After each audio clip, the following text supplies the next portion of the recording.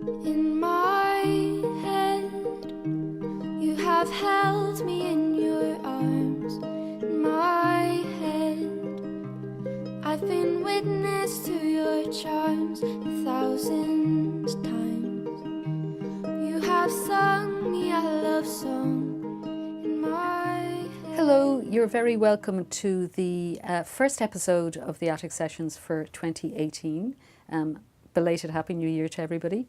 And today we are joined by the poet Iggy McGovern, who is fresh from just receiving a stellar review for his latest collection, The Eyes of Isaac Newton, in the Irish Times. You're very welcome, Iggy. Great to have you in the attic. Now, given that you had that review just last Saturday, and it was by the poet Katrina O'Reilly, what did it feel to see that review, and what do you think of reviews in general? Oh, well, I suppose the first number one is relief, and then great excitement, and then slightly ashamed because for years I raved about the fact that the Irish Times had big photographs and very little review. Yeah. And then I found myself, it was my photograph, and I was thinking, oh, This dear. was a very meaty review, though. But it was a wonderfully meaty review, Yeah. and I was so delighted. Katrina O'Reilly is a poet I very, very much admire, and in some sense that's really the stamp on the review.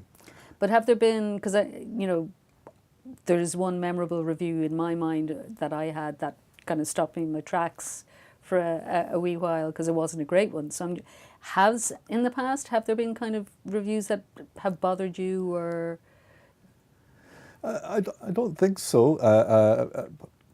Partly because I've never been quite sure what a review is doing. Yeah. And on the few occasions when I've tried to write them myself, I'm equally perplexed by the process.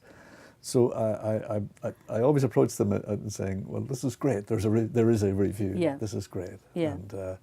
And then somewhere in there, there's going to be some wisdom that I something I was totally unaware of that will hopefully make me a better writer in the future. Sure. So you can always learn from. Absolutely. Yeah. Yeah.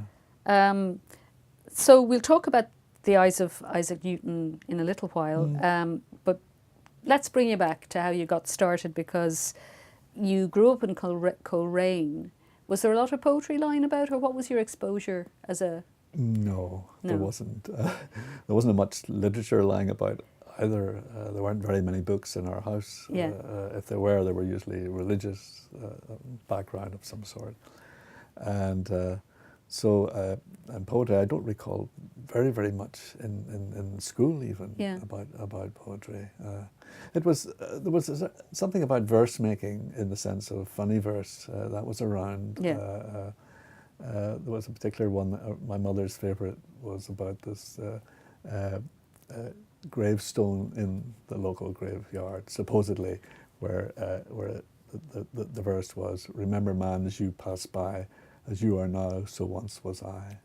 As I am now, so shalt thou be. Take up thy cross and follow me." Okay. And then somebody snuck in one night and added 2 more lines. To follow thee, I'd be content if I only knew which way you went. So, in a sense, poetry was humour and the party piece maybe that somebody exactly. might have. That's right. Yeah. So it wasn't, you studied sciences, and that wasn't like a battle of head over heart in any way. That was where you were going to go. Well, I'm afraid that's the path of least resistance, I think, is the truth of it. It was. I found it easier, just so much easier. And I was kind of lazy kid, no, without a doubt. I was in a very strict regime. I was in a boarding school, and it was all about study and everything like that. And you try to kind of just get through that. And were the sciences like something that they pushed? Yeah, it was. It was very unusual in a sense. It was a Catholic boarding school. Was this in Armagh? No, it wasn't the Armagh one, which was also a very unusual school. But this was in Belfast, and they had decided that they were going to work the system, the northern system, and they were going to invest heavily in sciences, and we had some great teachers, mathematics and science. Yeah. Okay. So I guess that, my memory of it is that the literature, English literature and language teachers weren't very inspiring. Okay. In fact, it's probably time to come out and admit that the only exam I ever failed in my life was O-level English literature. There you go. We have a scoop. Finally, we have a scoop on the attic session. And I read somewhere, I think is an interview you did with Kate Dempsey, that you said that the reason the poetry started was that your wife said to you, listen, you have to get out of the house more, go do an evening course. That's quite right, yes. I owe Eiling a lot. She may have regretted that by now in some sense, but you could have chosen anything, really, couldn't you? Well, Why poetry? I mean, I do ham it up the story up a little bit, about saying that, that car maintenance was full, and therefore I ended up in creative writing. But in fact, I had decided in some way that I was going to do that. But I went in thinking that I would be Ireland's answer to Frank O'Connor. Oh, sure.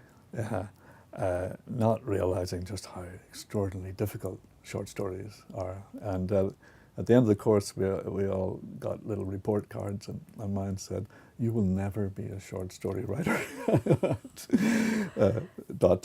But you might try poetry. That's and had there been poetry writing as part of the? Yes, there'd been everything. We done everything, as they say. Because when I first met you, and I think that was in like the mid to late 90s, you were already writing quite formally. I remember sonnets. Yes. In the classes that I was in with you. So is there, I don't know, is it a spurious link between the sort of the practical training in the sciences and here's a puzzle, here's a poem in form that I have to work out? Yeah, I suspect that there's something in that, all right. I mean, form is still very, very important to me, even when I sort of subvert it as I do. Yeah. But I still, it's, I find that if I don't have a sense of form, I'm going nowhere. So I regard it as just an essential kind of, just to get me started. Yeah. Yeah. And which comes first? Do you have an idea, a subject, and then a sense of, well, that would work in a sonnet, that would work in a Villanelle, or? Yeah, well, in a sense, I suppose the form comes first, and that that if the thing that I choose to write, and of course, as you know, what you choose to write is not the thing that you actually do write. Yeah. Far from it, often. But if the if the spark is something that somebody said to you, it seems to me that that's a Villanelle. Particularly if they happen to say the two things that go together. And that's because there's something about the voice, the refrain, that the Villanelle, it was a song. That's right. It's the echo all the time, and coming back to that same thing. Yeah. So that would be just one example. But if it's a story, then it seems to me that that's a sonnet. Yeah. And I would be. I don't start with line one. There's some key line in there, either in the middle or at the end, or possibly at the start. And then you work back or work forward, or yeah. And in my earlier sort of tighter days, tightness in myself, I would actually plot out the 14 lines. I would leave 14 lines on the screen. I wrote on the screen. Yeah. I didn't write on the page. Yeah. Yeah. Because so. Because I've always sort of thought about writing directly into the screen means you're in editing mode almost immediately, rather. I mean, it's the way I write. But yes, I think that's probably true as well. Yeah. So there aren't loads of Iggy McGovern notebooks. They're not. That are going to be sold to an American university. No, this is indeed. So your first collection was The King of Suburbia. Yes. And that won a Glen Dimplex Award in 2006. Was that the point? Well, did it change your attitude to writing when that happened? I suppose in some sense it must have, but how, I'm not entirely sure. I was delighted, of course, and I was delighted that it was a kind of a confirmation of Pat Boran's decision, wise or otherwise, to take me on as I was in fact his first. That's what I was going to say. He'd only taken over from He'd John only F. taken Dee. over, and he was obviously putting his stamp on the press in some sense. So I was delighted as much for him as for myself, and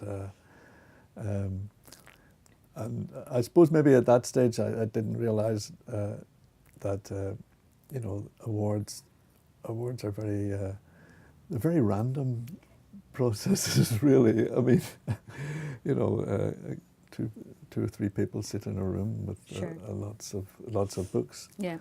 I was very struck by Michael O'Loughlin said at the last poetry, the Irish Times Poetry Award.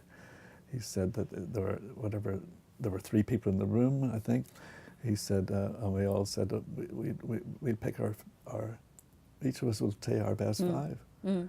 And at the end of it, they had 14 books on the table because they had completely different. So it is a random business, and that's should never be forgotten.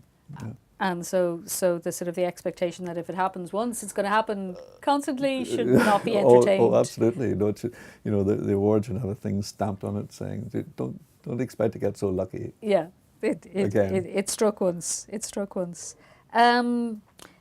So we were talking about form, and coincidentally, the year that I was a judge of the Poetry Now Award, one of the books on my list was A Mystic Dream of Four, which was your book about the mathematician William Rowan Hamilton, but entirely in sonnets. And was it 144 or is that? Oh, no, 64. 64, okay. It seemed longer. Yes.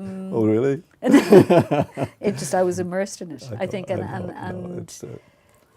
that felt like that perfect sort of blend of sort of mathematical interests, scientific interests, but also the expression. It also felt like it was a project that was probably with you for a long time as well. Yes, because it involved a lot of reading. The writing of it, actually, I breezed through. You know, really, that was done very, very quickly, and possibly that shows at some corners. But it was the reading that and tried to come up with a sense of. Well, I didn't start out with any sense of that this is what I would do. That I would sort of create these 64 talking heads, and most of them are real. They're real people, and so they're being voiced. I'm voicing them rather than that. So, that. As I say, I'd always wanted to do something about Hamilton anyway, partly because of the college connection, and also because of the, you know, you're always sort of looking for somebody who, not a mentor as such, but somebody who would maybe give your own peculiar position some nudge. And here was a scientist, mathematician, who wrote poetry. Good friend of Wordsworth. And very good friend of Wordsworth, and Coleridge, and Southey, and quite a, you know, the main men, if you like, and although Wordsworth, of course, told him, you know, that you really have to choose. You can't be both a great mathematician and a great mathematician. And a great poet, then he still continued to write, but obviously he didn't push into publication. So I was aware of all of this, and somehow or other, and I was looking for something new to do, and maybe somewhere in the back of my head was that thing about you will never be a short story writer. But you do get the sense of the man's life, and you do get the sense, as you say, of all of those personalities that were, you know, part of his story. Yes. So it reads novelistically, and as well as being in beautifully crafted sonnet form. So I thought it was an incredible achievement. Oh, thank you. Do you ever write in free verse? Rarely. And I think I've only written once in free, what people understand by totally free verse. Yeah. And maybe there is no such thing as totally free verse. And I didn't feel good. Yeah. So shape is part of the... Yeah, there would shape, I would still keep shape in some sense, but, I suppose I would get away from end rhyme, but maybe keep some sort of, whatever the equivalent thing of non-end rhyme is. What's the right word for that? It's internal? Yeah, I think it might be something like that. Something like that. Yes. And I know in the last decade or so, you've been involved in a lot of projects that have looked more explicitly at that overlap between the sciences and the arts. And I'm thinking in particular, there was an anthology that you edited in 2012 where you got poets to respond to science. Yes. Was that fun, and did it produce surprising results for you? Well, it was fun, yes, and I think it produced a very good anthology, which I would say that, I suppose, but I did. I thought there were great poems in there.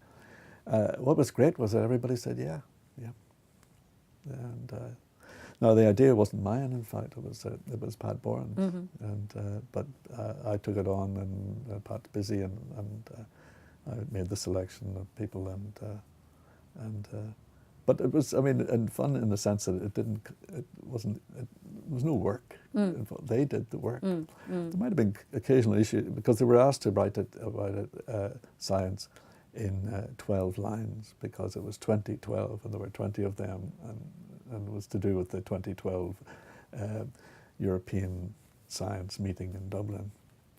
And some of them had issues with 12. Just too long or too short? A little bit, sort of, it hovered around the 11, 12, 13 thing. So some people don't like straitjackets. Well, that's right, and of course that's perfectly valid thing to do. If that, the poet has the right to write the poem that they want to write, but not if they've been told that it's 12 lines. Okay. But do you think, and because I know you've done some projects involving other poets that have a kind of a science interest, and I'm thinking Noel Duffy is a really good example of that. I think he was a former student of yours. He was indeed, yeah. And a very good student, a very bright guy. Well, one of these multi-talented people, Noel Duffy, who can write great poetry and be a really good scientist as well. Kate Dempsey, I think, was also involved in another project. So do you think that those kind of boundaries between those different disciplines are blurring anyway, or has it been a false dichotomy between STEM on one side and humanities on the other?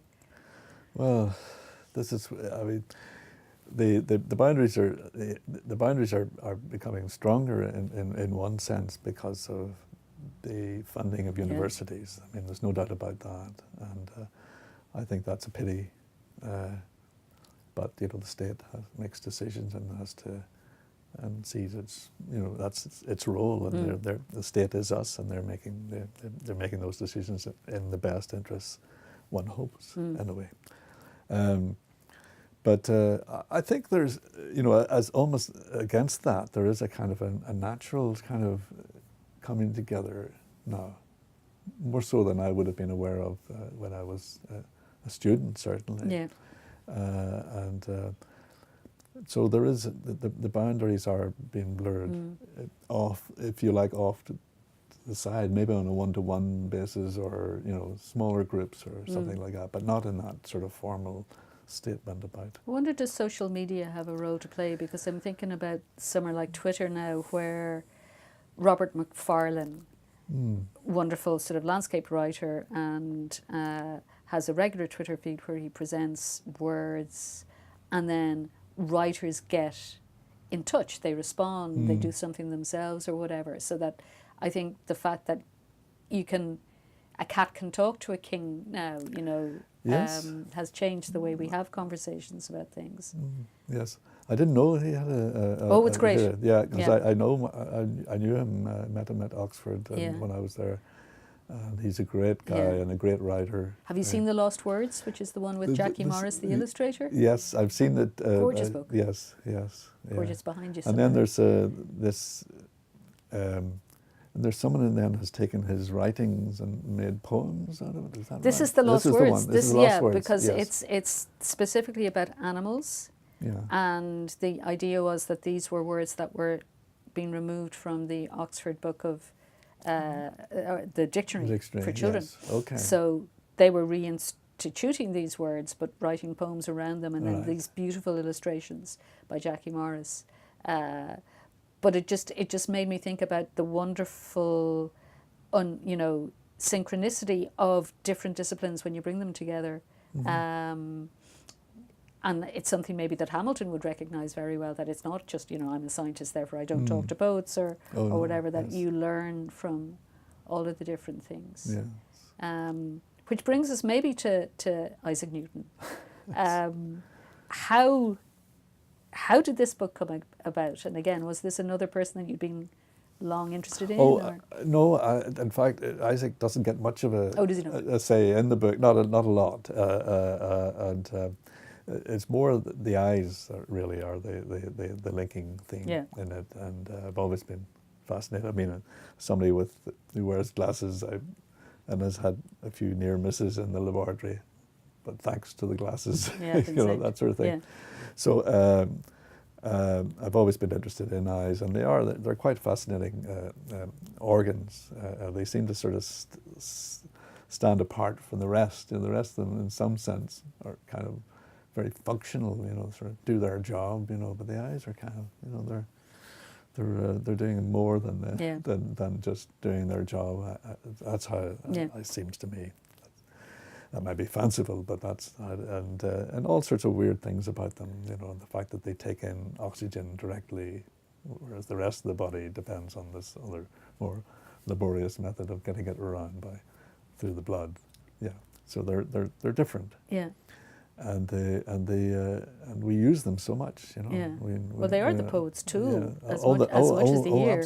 Absolutely. Yeah. No doubt about that. And we're always reading the eyes to see what have the eyes got to say here. So that was the idea, really, and also then to try and kind of see what the science of eyes has to offer in terms of poetry. Yeah. So did you bring that along to read from, or is there something else that you were going to read from? No, I brought that. Could we maybe hear from something? Very happy. Super. One of the well, I've written a lot about my father, and kind of a mystery man in my life, and sort of trying to sort of create him and somehow or cherish the few memories that I do have of him. And this is one of them where he manages to almost lose my eyes. So it's just his inadequate parenting skills that I have come to recognize in myself. So I've called it the male line because in some sense it seems to be that side of things. The male line. Once my father tried to rouse the fire, my mother being gone to early mass, by pouring paraffin from an old jam jar. So focused on the task, he seemed to miss the presence of his young son in the arch of his bent legs, a child too keenly drawn to adult action, always on the search for something new. Well, he would soon learn that when the heady vapour caught a spark, all hell broke loose. My God, how I whinged. But when in better light she would remark that my fair eyebrows looked like they'd been singed, I saved my breath to cool my porridge, and he just winked to seal our first complicity. Lovely. I don't know if you chose this next poem to read or not, but you read it at the launch, which was in under the eyes of another scientist, Schrödinger, in Yes. Trinity, one of the lecture theatres that I think he taught in. He did, yes. But you read a poem for Seamus Heaney, Yes. which was a very beautiful poem and has an extraordinary pun at the end. So I was wondering whether you'd maybe talk a little about that and read it. Yes. The poem is was written very, very quickly. It was written the morning that Seamus died, and it was the continuation of a letter that I was writing to him when I heard that he had died, and so I just carried on. Mm. And one of the things I was doing in the letter was, asking them to come to in fact, to the launch of the Hamilton book, as everyone does, Mm. I mean, and in some ways I was trying to reflect on that fact that we had, we had overwhelmed him with, please do this, please do that. And generous man he did. And generous man, he did what he as Yeah. much as he could. He was Yeah. really wonderful that way. And another side of it was that I was sending this joke, and this was sort of my currency, the only currency I had. I mean, when you write to the Nobel laureate, you have to have something, and jokes were all I had. And so the joke is in there as well. It wasn't my joke. It's apparently the most famous academic joke ever. So I just snuck it in. And then I tried to end the poem with an image from his own Mm-hmm. work of the hero Gunnar in his tomb, if you like.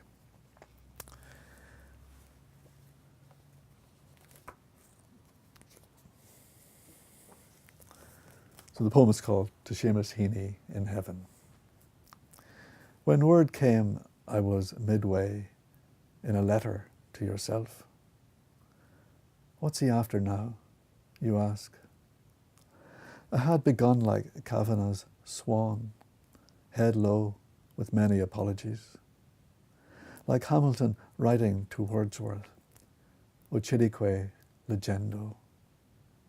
On keeping to the last, the joke I knew you would enjoy, the one about the Greek tailor. Euripides? Eumenides?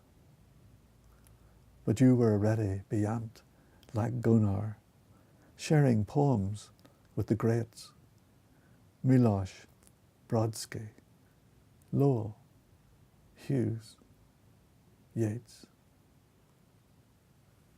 Gorgeous. Is there a sense that there's a new generation that it has the same relationship with you that you had with people like Heaney? Or are there people who write to you with jokes?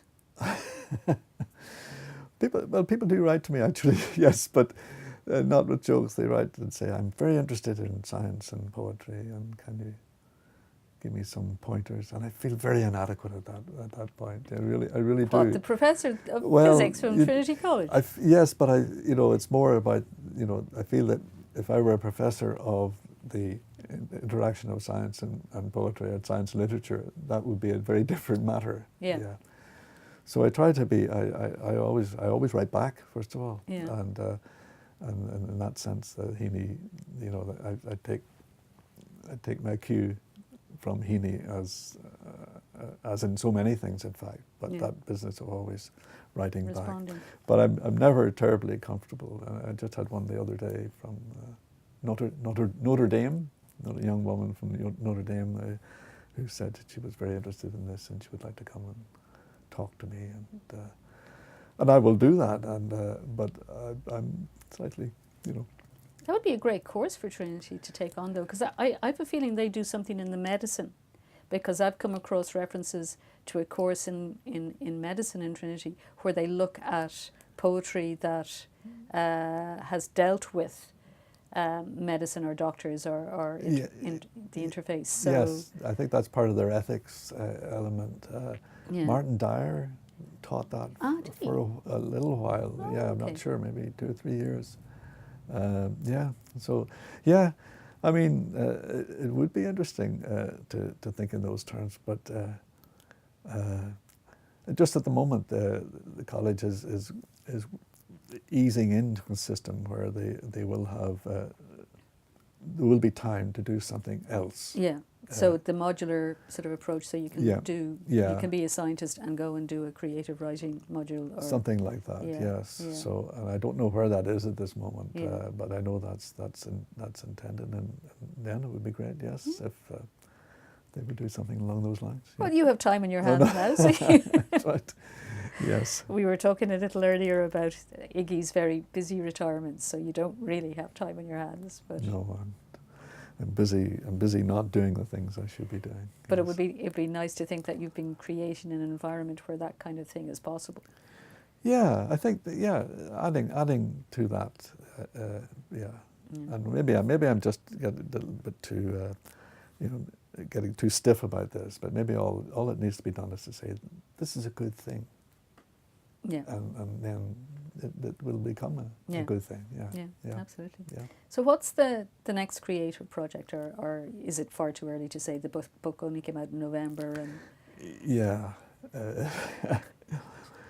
I don't know. I often thought that there would be another book like the Hamilton book. another subject, another. Another, yes, and the one who interests me in that regard is Schrödinger himself. Ah, wonderful.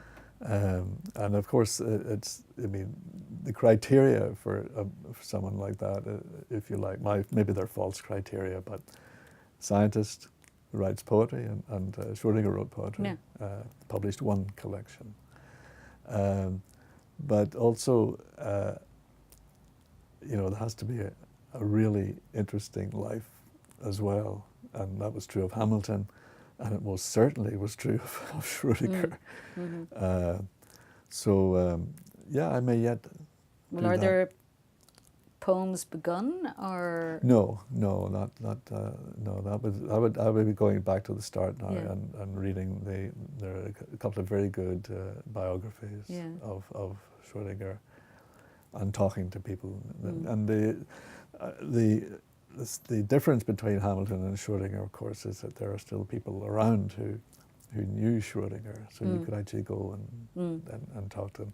The difficulty of that is that the families are very much around. Yeah. And that So you that want adds- to do justice. Yeah. Yeah, but that's it's right. a pressure as well. Yeah. Yeah. So Yeah. but I would be interested in doing Yeah. that. Yeah. And maybe on the side, a major anthology of the poems of the scientist poets.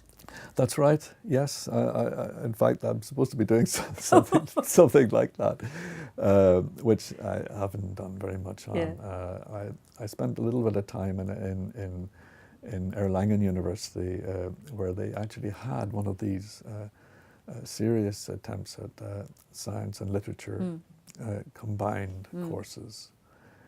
Not so much a course, but that was what they were working towards.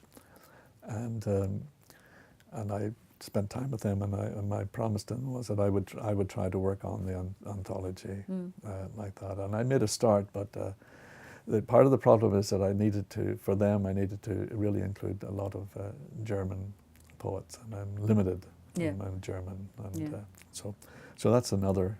Another project. Another project. Well, maybe you might finish us off with one more. Not finish us off. That sounds completely wrong.